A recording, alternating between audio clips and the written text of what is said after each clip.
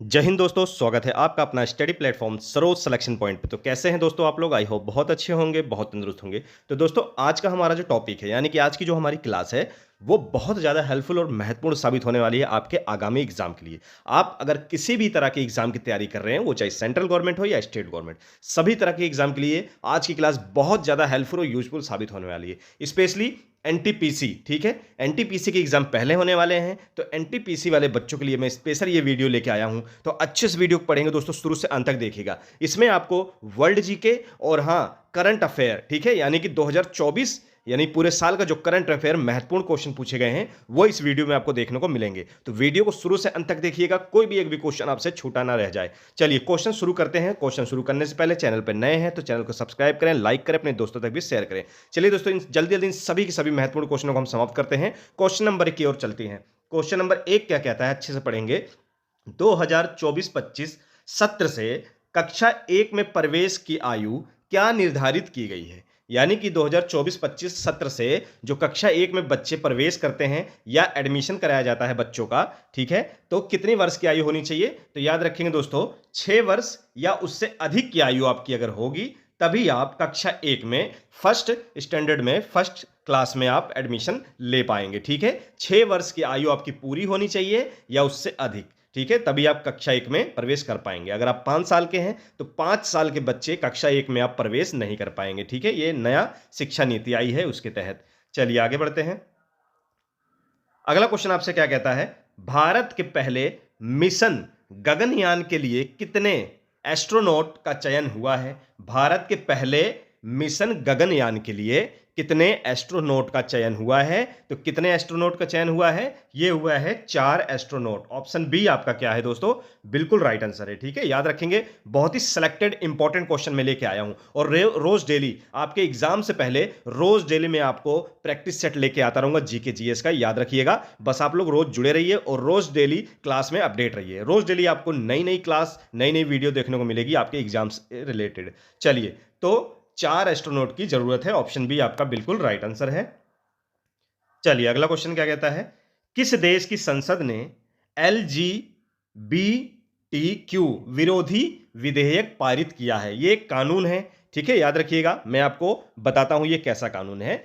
LGBTQ, ठीक है, ये एक कानून है। कैसा कानून है?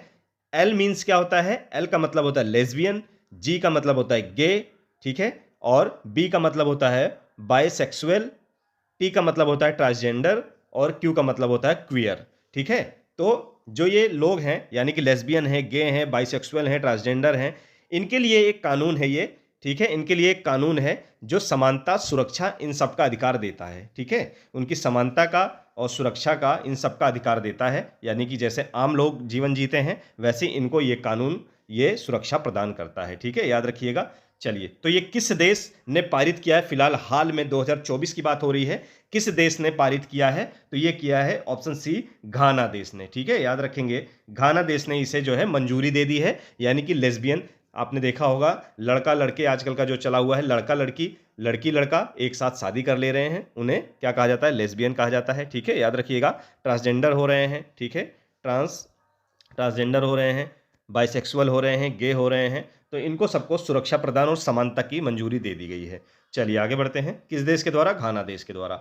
अगला क्वेश्चन क्या कहता है, चुनाव आयोग ने किस अभियान की शुरुआत की है? तो चुनाव आयोग ने किस अभियान की शुरुआत की है? तो इसका जो राइट आंसर होगा वो क्या होगा? मेरा पहला वोट देश के लिए, यानी कि ऑप्शन सी आपका 100% राइट आंसर है। चुनाव आयोग ने जिस अभियान की शुरुआत की है उसका नाम है मेरा पहला वोट देश के लिए, ठीक है। सभी मोस्ट इंपोर्टेंट क्वेश्चन है, बिल्कुल आपसे ये क्वेश्चन 100% आपके एग्जाम में पूछे जाएंगे। तो अच्छे से वीडियो पढ़ेंगे, शुरू से अंत तक देखिएगा। विश्व में चाय का सबसे बड़ा उत्पादक कौन सा है? यानी कि उत्पादक देश कौन सा है चाय का सबसे बड़ा? तो चाय का जो सबसे बड़ा उत्पादक देश है वो कौन है दोस्तों? वो है चीन। वर्तमान समय में चीन जो है वो चाय का सबसे बड़ा उत्पादक देश है, ठीक है। दूसरे नंबर पे कौन है? दूसरे नंबर पे हमारा देश भारत है, ठीक है। याद रखिएगा, दूसरे नंबर पे कौन है? भारत है, ठीक है। भारत में अगर राज्य की बात की जाए तो भारत में कौन से ऐसे राज्य हैं जो चाय के सबसे ज्यादा उत्पादन करते हैं? तो नंबर 1 पे है दोस्तों असम, ठीक है, नंबर 1 पे है असम। दूसरे पे आपका क्या है? पश्चिम बंगाल, ठीक है, पश्चिम बंगाल। ये 2 राज्य ऐसे हैं जो चाय का बहुत ज्यादा उत्पादन करते हैं भारत में, ठीक है, याद रखिएगा। तो भारत विश्व में दूसरे नंबर पे है, पहले पे जैसा मैंने आपको बताया चीन, पहले नंबर पे चीन है, ठीक है, याद रखिएगा। दोस्तों रोज डेली मैं आपके लिए प्रैक्टिस सेट लाता रहता हूं। डिस्क्रिप्शन बॉक्स में आपको काफी ज्यादा अच्छी अच्छी लिंकें मिल जाएंगी आपके एग्जाम के लिए, चाहे आप एनटीपीसी की तैयारी कर रहे हो या एसएससी की तैयारी कर रहे हो, ठीक है। आप हमारे चैनल के प्लेलिस्ट में भी जाके वहां पे अच्छे से तैयारी कर सकते हैं। चलिए अगले क्वेश्चन की ओर चलेंगे। यूरोप का युद्ध क्षेत्र किस देश को कहा जाता है? यूरोप का युद्ध क्षेत्र किस देश को कहा जाता है? इसका राइट आंसर क्या होगा? बेल्जियम को, ठीक है। बेल्जियम को यूरोप का युद्ध क्षेत्र कहा जाता है, ठीक है, याद रखिएगा। यूरोप को क्या कहा जाता है? बेल्जियम का युद्ध क्षेत्र कहा जाता है, और इसे यूरोप के कॉकपिट नाम से भी जाना जाता है। कौन से? कॉकपिट नाम से भी इसको जाना जाता है। यूरोप का कॉकपिट बेल्जियम, ठीक है, याद रखिएगा। चलिए आगे बढ़ते हैं। अगला क्वेश्चन आपसे कहता है कौन सी नदी इंग्लैंड के लंदन शहर से होकर बहती है? लंदन शहर से बहने वाली नदी कौन सी है? मोस्ट इंपॉर्टेंट है, याद रखिएगा, टेम्स नदी, ठीक है। ऑप्शन बी टेम्स नदी आपका 100% क्या है? राइट आंसर है, याद रखिएगा। चलिए आगे बढ़ते हैं। अगला क्वेश्चन आपसे कहता है विश्व में बिना मरुस्थल वाला एकमात्र महाद्वीप है। बिना मरुस्थल से क्या अभिप्राय है, क्या मतलब है? यानी कि जिस महाद्वीप में एक भी रेगिस्तान नहीं है, ठीक है, एक भी रेगिस्तान नहीं है, वो कौन सा महाद्वीप है? वो है यूरोप महाद्वीप। यूरोप महाद्वीप में एक भी क्या नहीं है? रेगिस्तान या मरुस्थल नहीं है, ठीक है। विश्व में ऐसा कौन सा महाद्वीप है जहां सबसे बड़ा रेगिस्तान है, सबसे बड़ा मरुस्थल है? तो वो कौन सा है दोस्तों? अफ्रीका में। अफ्रीका में कौन सा है? सहारा, ठीक है। सहारा मरुस्थल जो है वो क्या है दोस्तों? सहारा मरुस्थल है वो क्या है? ये विश्व का सबसे बड़ा मरुस्थल है, ठीक है, सबसे बड़ा मरुस्थल है, जो कि कहां पर है? अफ्रीका में है, याद रखिएगा। चलिए आगे बढ़ेंगे अगले क्वेश्चन की ओर।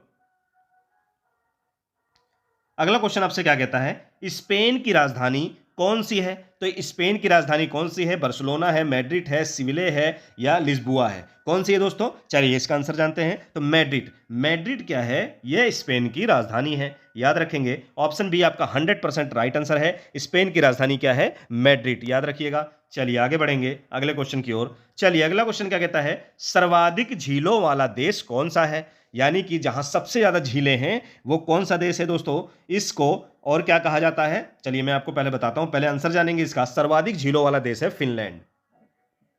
ऑप्शन सी आपका बिल्कुल राइट आंसर है। सर्वाधिक झीलों वाला देश कौन सा है? फिनलैंड है, जिसको और क्या कहा जाता है? हजारों झीलों की भूमि नाम से भी फिनलैंड को जाना जाता है, ठीक है, याद रखिएगा। किस नाम से जाना जाता है? हजारों झीलों की भूमि। यहां पर लगभग 1,87,888 करीब इतनी झीलें हैं, ठीक है, फिनलैंड में, जिसको इसी कारण हजारों झीलों की भूमि नाम से भी जाना जाता है फिनलैंड को। चलिए आगे बढ़ेंगे, अगला क्वेश्चन देखेंगे। अगला क्वेश्चन कहता है विश्व का सबसे ऊंचा जलप्रपात एंजल जलप्रपात किस देश में स्थित है? विश्व का सबसे ऊंचा जलप्रपात एंजल जलप्रपात किस देश में है? तो याद रखिएगा एंजल जो जलप्रपात है वो है वेनेजुएला में, ठीक है। कहां पर है? वेनेजुएला देश में है, वेनेजुएला देश में है, याद रखिएगा, ठीक है। वेनेजुएला ये कहां पर है? ये दक्षिण अमेरिका महाद्वीप में है, ठीक है। कहां पर है? दक्षिण अमेरिका महाद्वीप में है। वेनेजुएला की राजधानी किसी बच्चे को पता हो तो बताइएगा। चलिए मैं आप लोगों तक बताता हूं, क्योंकि कई बार एग्जाम में आपसे राजधानी भी पूछ लेता है, ठीक है। तो काराकस नोट डाउन कर लेंगे आप लोग। काराकस जो है राजधानी है वो है वेनेजुएला की, ठीक है। वेनेजुएला की राजधानी क्या है? काराकस। चलिए आगे बढ़ेंगे अगले क्वेश्चन की ओर। अगला क्वेश्चन क्या कहता है?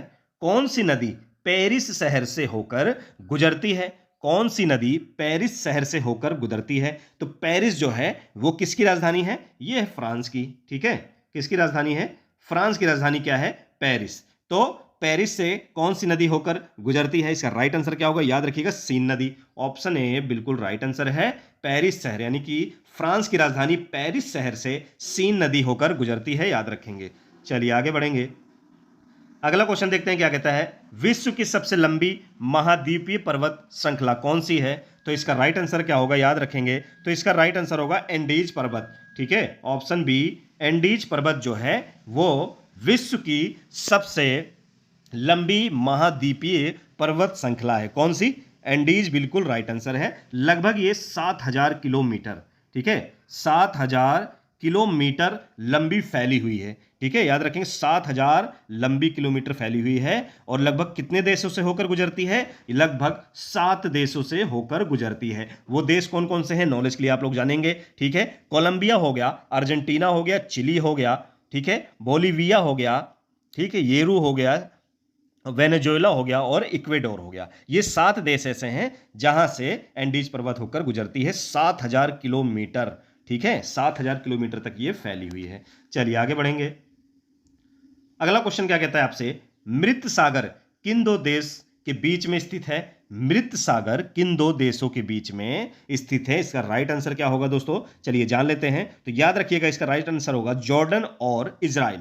ठीक है, जॉर्डन और इजराइल से होकर मृत सागर स्थित है। ठीक है, याद रखिएगा। जिन भी बच्चों को इसका आंसर पता हो एक चीज और मुझे बताइएगा, जॉर्डन की राजधानी बच्चे कमेंट करेंगे अपना, और इजराइल राजधानी। ठीक है, मैं आपको बताता हूं, जल्दी से 2 सेकंड का टाइम देता हूं मैं आपको। जॉर्डन और इजराइल की राजधानी यानी कैपिटल बच्चे जल्दी से कमेंट बॉक्स में अपना आंसर देंगे। चलिए तो मैं आपको बताता हूं, तो याद रखिएगा पहला जॉर्डन। ठीक है, जॉर्डन की राजधानी कौन सी है यानी कि कैपिटल कौन सा है? तो अम्मान। अम्मान। ठीक है, ये किसका हो गया? ये हो गया जॉर्डन का। ठीक है, जॉर्डन की राजधानी हो गया। ठीक है, इजराइल की राजधानी आमतौर पर लगता है 50% बच्चों को इसका आंसर पता होगा। तो इजराइल की जो राजधानी है दोस्तों वो क्या है? यरूशलेम। ठीक है, यरूशलेम किसकी है? इजराइल की राजधानी। याद रखिएगा, ये राजधानियां भी आप लोग नोट डाउन करिएगा दोस्तों, इसलिए क्योंकि राजधानी भी कई बार एग्जाम में पूछा जाता है। ठीक है, याद रखेंगे। और जितने भी हाईलाइटेड, ठीक है, जितने भी महत्वपूर्ण देश हैं, हाईलाइटेड देश हैं, ठीक है, याद रखिएगा, जितने भी विवादित देश हैं, इन सबसे क्वेश्चन 100% पूछ सकता है आपको करंट के लिए। चलिए अगला क्वेश्चन, किस देश ने 1886 में अमेरिका को स्टैचू ऑफ लिबर्टी उपहार में दिया था? ठीक है, वहां के लोगो द्वारा, फ्रांस के लोगो द्वारा उपहार में दिया गया। ऑप्शन है फ्रांस, बिल्कुल राइट आंसर है। ठीक है, किस देश के द्वारा दिया गया? फ्रांस देश के लोगो द्वारा उपहार में अमेरिका को स्टैचू ऑफ लिबर्टी दिया गया। ठीक है, चलिए नॉलेज के लिए ये भी जानेंगे कि इसके आर्किटेक्चर कौन थे यानी कि मूर्तिकार कौन था? तो मूर्तिकार कौन था जिसने स्टैचू ऑफ लिबर्टी को डिजाइन किया था? कौन था वो मूर्तिकार? चलिए, तो फेडरिक अगस्टे बर्थोल्डी। ठीक है, याद रखेंगे, नोट डाउन कर लीजिए आप लोग। फेडरिक, क्या नाम था उनका? फेडरिक अगस्टे और बार्थोल्डी। ठीक, याद रखिएगा। चलिए, ये नॉलेज के लिए था। आगे चलते हैं। अगला क्वेश्चन क्या कहता है, बरमुडा ट्राइंगल क्षेत्र किस महासागर में स्थित है? तो बरमुडा जो ट्राइंगल क्षेत्र है वो किस महासागर में स्थित है? अटलांटिक महासागर में। ऑप्शन ए बिल्कुल राइट आंसर है। ठीक है, याद रखेंगे, अटलांटिक महासागर में स्थित है। ठीक है, कहां पर? अटलांटिक महासागर। बरमुडा की राजधानी, जल्दी से सभी बच्चे कमेंट बॉक्स में अपना आंसर देंगे। तो बरमुडा की जो राजधानी है वो कौन सी है? हैमिल्टन। ठीक है, कौन सी है? हैमिल्टन जो है वो है बरमुडा की राजधानी, कैपिटल ऑफ बरमुडा। ठीक है, याद रखेंगे क्या है? हैमिल्टन।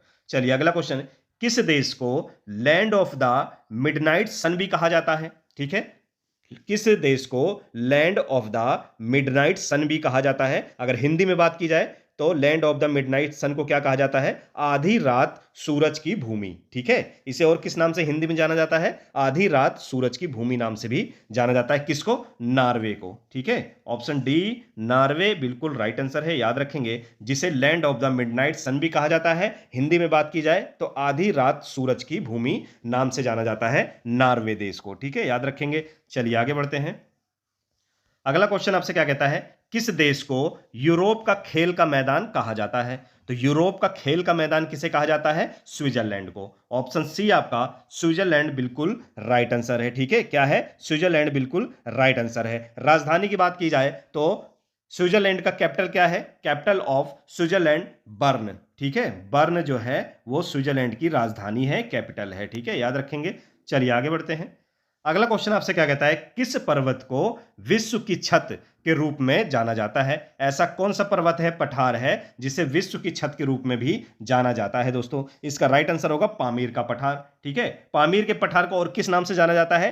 तिब्बती पठार के नाम से भी जाना जाता है। ठीक है, बहुत सी बुकों में तिब्बती पठार लिखा रहता है, तो बच्चे कंफ्यूज नहीं होंगे, पामीर और तिब्बती पठार एक ही है। ठीक है, याद रखिएगा। चलिए आगे बढ़ते हैं। अगला क्वेश्चन क्या कहता है, किस देश को वज्रपात की भूमि के नाम से भी जाना जाता है? किस देश को वज्रपात की भूमि के नाम से जाना जाता है? तो भूटान देश को। ठीक है, भूटान जो कि भारत का पड़ोसी देश है। तो भारत के जितने भी पड़ोसी देश हैं वो बहुत ही महत्वपूर्ण होते हैं, उनसे आपको मुद्राएं और राजधानियां जरूर पूछता है। तो भूटान की राजधानी क्या है? थिम्पू। ठीक है, थिम्पू जो है वो है भूटान की राजधानी। ठीक है बच्चों, याद रखिएगा। चलिए आगे बढ़ते हैं। अगला क्वेश्चन आपसे क्या कहता है, किस महाद्वीप में सबसे अधिक देश हैं? ऐसा कौन सा महाद्वीप है जहां पर सबसे अधिक देश हैं? ये यानी कि संयुक्त राष्ट्र संघ के द्वारा है। अगर आप इधर उधर देखेंगे तो कुछ देश इधर उधर भी बताए जा सकते हैं, पर हमारा जो आंसर होगा वो संयुक्त राष्ट्र संघ ने जिनको इनको देश माना है, ठीक है, हम उनके द्वारा इसका आंसर देंगे। तो किस महाद्वीप में सबसे अधिक देश हैं? तो अफ्रीका महाद्वीप में। पहले तो आंसर आपका क्या होगा? अफ्रीका महाद्वीप आपका बिल्कुल राइट आंसर है। महाद्वीप यानी कि अफ्रीका महाद्वीप में कुल कितने देश हैं? तो 54।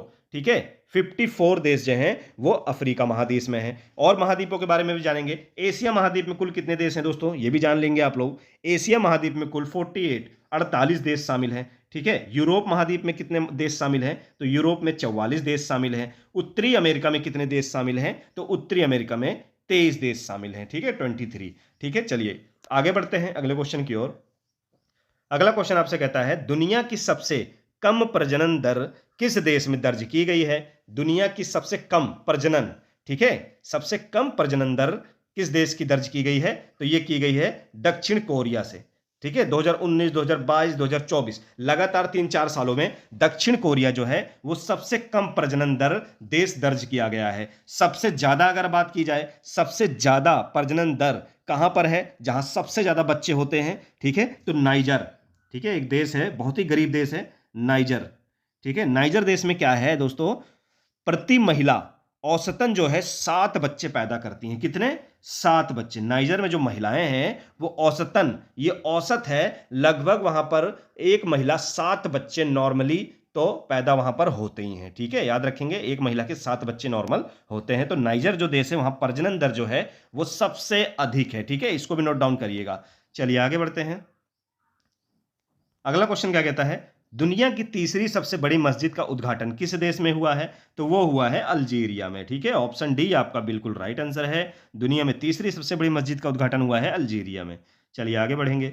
अगला क्वेश्चन आपसे क्या कहता है, वर्ष 2027 के विश्व एथलेटिक्स चैंपियनशिप का आयोजन कहां किया जाएगा? तो बीजिंग यानी कि चीन की राजधानी बीजिंग में किया जाएगा। तो किस देश में किया जाएगा? चीन में। ठीक है, याद रखिएगा। चलिए आगे बढ़ते हैं। अगला क्वेश्चन क्या कहता है, अगला क्वेश्चन कहता है, अंतरराष्ट्रीय बौद्धिक संपदा सूचकांक 2024 में भारत की रैंक क्या है? ठीक है, बहुत ही इंपॉर्टेंट करंट अफेयर है दोस्तों, ये अच्छे से पढ़िएगा। किसी भी तरह के एग्जाम की तैयारी कर, चाहिए वो रेलवे हो, बैंक हो, एसएससी हो या स्टेट गवर्नमेंट द्वारा कराए जाने वाले एग्जाम हो, ये जो करंट अफेयर हैं ये सभी बच्चों के लिए इंपॉर्टेंट है। ठीक है, याद रखिएगा। और जीके जीएस लगभग सभी एग्जामों के लिए मोस्ट इंपॉर्टेंट होते हैं। ठीक है, याद रखेंगे तो अच्छे से इन करंट अफेयर को पढ़िएगा। अंतरराष्ट्रीय बौद्धिक संपदा सूचकांक 2024 में भारत की जो रैंक है वो क्या है? 42वीं रैंक है। ठीक है, याद रखेंगे कितनी है? ऑप्शन बी 42वीं रैंक है, याद रखेंगे। चलिए आगे बढ़ते हैं। अगला क्वेश्चन आपसे क्या कहता है, भारत और श्रीलंका के बीच किस परियोजना से संबंधित समझौता हुआ है? तो कौन सी परियोजना है? तो याद रखेंगे दोस्तों, ऑप्शन सी आपका राइट आंसर है, हाइब्रिड नवीकरणीय ऊर्जा प्रणाली परियोजना। ठीक है, ऑप्शन सी क्या है? 100% आपका राइट आंसर है, हाइब्रिड नवीकरणीय ऊर्जा प्रणाली परियोजना। चलिए आगे बढ़ेंगे अगले क्वेश्चन की ओर। तो अगला क्वेश्चन आपसे क्या कहता है, किस देश में पहली बार अंतरराष्ट्रीय गीता महोत्सव, ठीक है, किस देश में पहली बार अंतरराष्ट्रीय गीता महोत्सव मनाया गया? यानी कि 2024 की बात हो रही है। किसकी हो रही है? 2024 की, वर्तमान समय की बात हो रही है। तो ऐसा कौन सा देश है जहां पर अंतरराष्ट्रीय गीता महोत्सव मनाया गया है? तो वो देश है दोस्तों श्रीलंका। ठीक है, करंट की बात है तो मोस्ट इंपोर्टेंट है। श्रीलंका देश में 2024 में वर्तमान समय में गीता महोत्सव मनाया गया है। और गीता महोत्सव मनाने वाला पहला देश कौन सा था? यानी कि जब पहली बार किसी देश ने गीता महोत्सव मनाया भारत को छोड़कर, तो वो कौन सा देश था? मॉरिशस। ठीक है, कौन सा देश था? मॉरिशस ऐसा देश था जिसने पहली बार यानी कि फर्स्ट टाइम गीता महोत्सव किसी देश ने मनाया, किसी देश के द्वारा मनाया गया। चलिए अगला क्वेश्चन क्या कहता है, डीआरडीओ ने किस मिसाइल का सफल परीक्षण किया है? तो डीआरडीओ ने किस मिसाइल का सफल परीक्षण किया है? तो इसका राइट आंसर होगा दोस्तों अग्नि प्राइम मिसाइल। ऑप्शन सी की ओर जाएंगे हम। अग्नि प्राइम मिसाइल का सफल परीक्षण किया है डीआरडीओ ने? ठीक है, बहुत ही अच्छा क्वेश्चन है, याद रखिएगा। चलिए अगला क्वेश्चन क्या कहता है, इदिरम्मा आवास योजना किस राज्य के सरकार द्वारा शुरू की जाएगी? इदिरम्मा आवास योजना है एक, ये किस राज्य सरकार द्वारा शुरू की जाएगी भारत में? तो वो कौन सा राज्य है? तेलंगाना। ठीक है, तेलंगाना, ऑप्शन डी बिल्कुल राइट आंसर है। तो तेलंगाना की राजधानी, कैपिटल, जिन भी बच्चों को पता होगा तेलंगाना का, वो कमेंट बॉक्स में अपना आंसर देंगे। ठीक है, मैं बच्चों का आंसर देखूंगा कितने बच्चों ने सही आंसर दिया है। कमेंट बॉक्स में इसका आंसर आप लोग देंगे, तेलंगाना का कैपिटल या राजधानी। चलिए आगे बढ़ेंगे। अगला क्वेश्चन कहता है, लोकपाल के नए अध्यक्ष कौन बने? यह हमारा आखिरी क्वेश्चन है। लोकपाल के नए अध्यक्ष कौन बने हैं? तो याद रखिएगा दोस्तों, लोकपाल के जो नए अध्यक्ष बने हैं वो बने एएम खानविलकर। ठीक है, ऑप्शन एएन खानविलकर जो हैं वे लोकपाल के दूसरे, कौन से? दूसरे अध्यक्ष बने हैं। ठीक है, दूसरे अध्यक्ष बने हैं। कौन वर्तमान में? एएम खानविलकर। ठीक है, और पहले कौन थे? तो पहले थे दोस्तों, वो थे पिनाकी चंद्र घोष। पहले जो लोकपाल के नए अध्यक्ष थे वो कौन थे? पिनाकी चंद्र घोष थे। ठीक है, लोकपाल होता क्या है, लोकपाल का काम क्या है? ठीक है, याद रखेंगे। तो ये सरकार, यानी कि जो भी सरकार चल रही हो उसके सार्वजनिक जो अधिकारी होते हैं उनके ऊपर जो भ्रष्टाचार लगता है उसकी जांच करता है ये लोकपाल। ठीक है, उनके ऊपर लगे हुए भ्रष्टाचारों की जांच करता है कि ये सही है या गलत है। ये लोकपाल का काम है। ठीक है, याद रखिएगा। जल्द ये जो पद है बहुत जल्दी में बनाया गया है, इसीलिए जो पहला पद था वो पिनाकी चंद्र थे। अभी तक दूसरा पद किसको मिला है? एएम खनीलवाल को। ठीक है, याद रखेंगे। बिल्कुल इसका राइट आंसर है एएम खनीलवाल, वर्तमान यानी कि 2024 में जो है दूसरे अध्यक्ष बने हैं। ठीक है, करंट का क्वेश्चन है, मोस्ट इंपोर्टेंट है, अच्छे से रटेंगे। तो दोस्तों क्वेश्चन कैसे लगे हों? क्वेश्चन अच्छे लगे हों तो प्लीज लाइक जरूर करिएगा, कमेंट बॉक्स में अपना फीडबैक दीजिए। मैं आप लोगों तक ऐसी रोज डेली इंपॉर्टेंट वीडियो पहुंचाता रहूंगा, ऐसी जुड़े रहिए, प्यार दिखाते रहिए। नए हो तो सब्सक्राइब करिए, अपने दोस्तों तक भी शेयर करिए। चलिए दोस्तों, फिर मिलेंगे नेक्स्ट वीडियो में एक अच्छे और मोस्ट इंपॉर्टेंट टॉपिक के साथ। तब तक जय हिंद।